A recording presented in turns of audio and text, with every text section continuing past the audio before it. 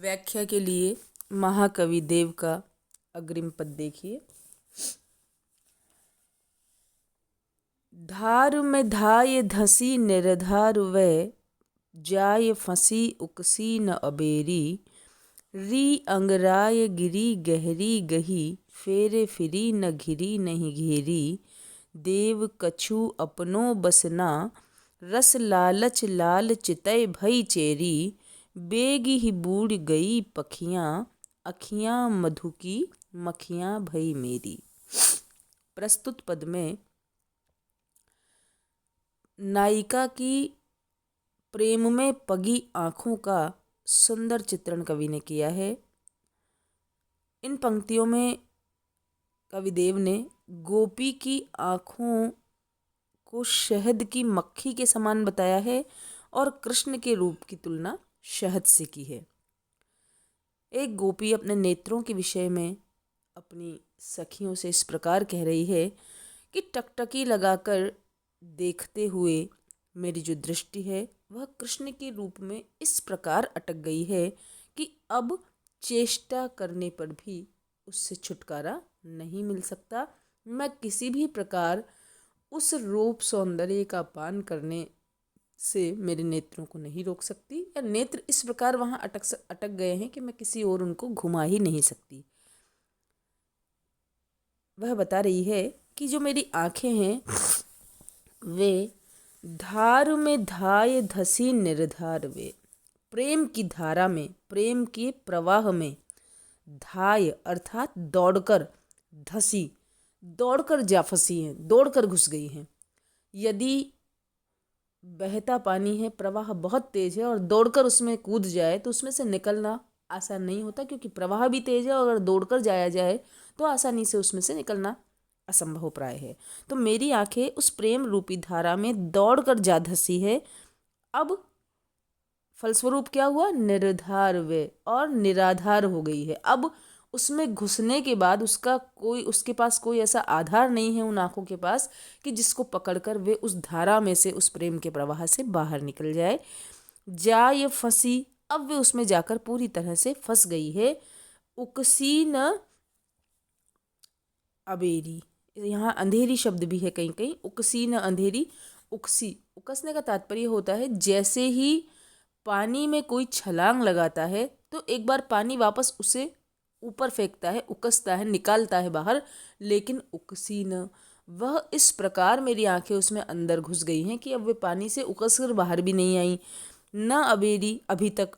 और अंधेरी का तात्पर्य यह है कि शाम के रूप में डूबकर वे इस तरह रह गई है कि अब वे अंधकार में रम गई है, उसकी नेत्रों की कालिमा में ही रम गई है, अब वे उससे बाहर नहीं निकल पा रही। री अंगराय गिरी गहरी, और तो और जैसे ही अंगड़ाई ली वे अलसाई तो गिरी गहरी, और भी उसमें पानी में वे गहरे में गिर गई है। और जैसे भंवर में गिरने के बाद निकलना मुश्किल होता है, वैसे ही उस उन्मुक्त प्रवाह में, बेकाबू प्रवाह में मेरी आंखें गिर गई हैं।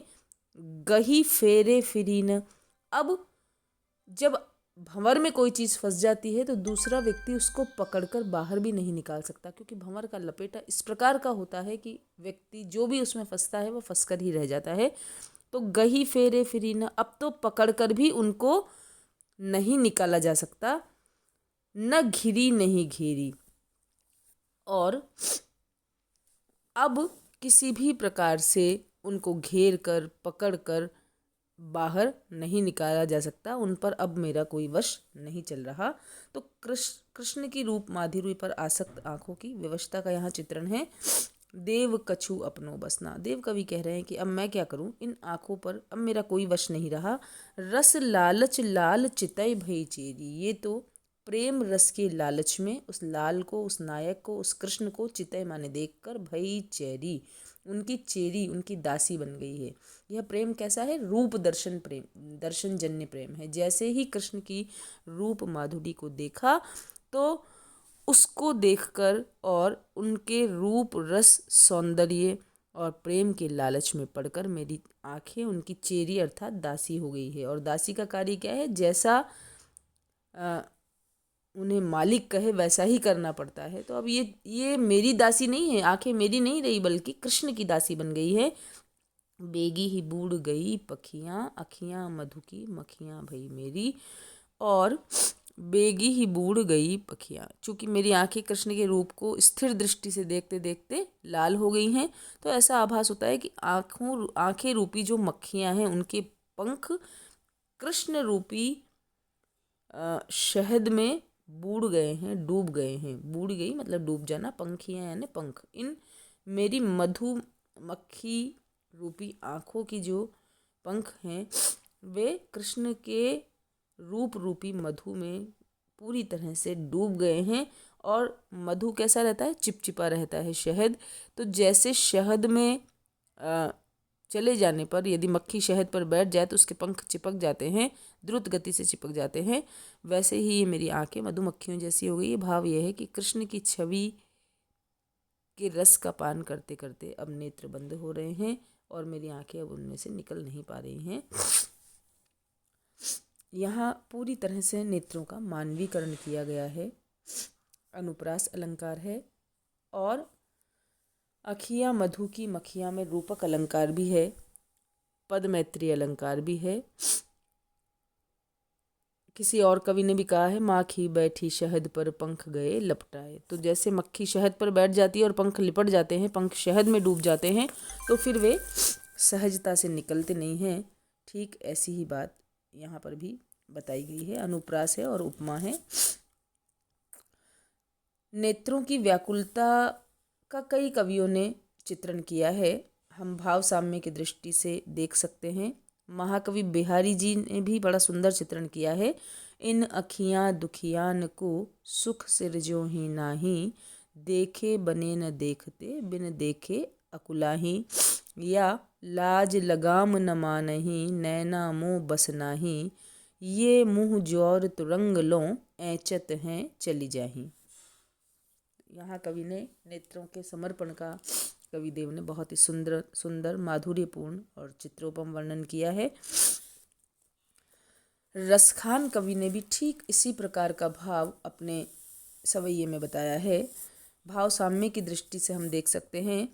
प्रेम पगे जो रंगे रंग सांवरे, मान मनाई न लालची नैना, धावत हैं उतही जित मोहन, रो के रुके नहीं घूंघट ऐना, कानन लो कल ना हियरे सखी, प्रीति सो भीजी सुनय मधुबैना, हे रसखान मधुमक्खियाँ अब नेह सुबंधन क्यों हूँ टूटे ना। रसखान कवि ने भी अपनी आँखों को मधुमक्खी की उपमा दी है। ठीक उसी तरह कविदेव भी कृष्ण की रूप माधुरी पर आसक्त आँखों की विवशता का वर्णन करते हैं और रूप दर्शन जन्य प्रेम में किस प्रकार ये आँखें पराई हो गई हैं, किस प्रकार ये आँखें उस कृष्ण की चेरी बन गई है, किस प्रकार ये हम मनाने पर भी नहीं मानती, इसका बहुत ही सुंदर चित्रांकन कवि ने यहाँ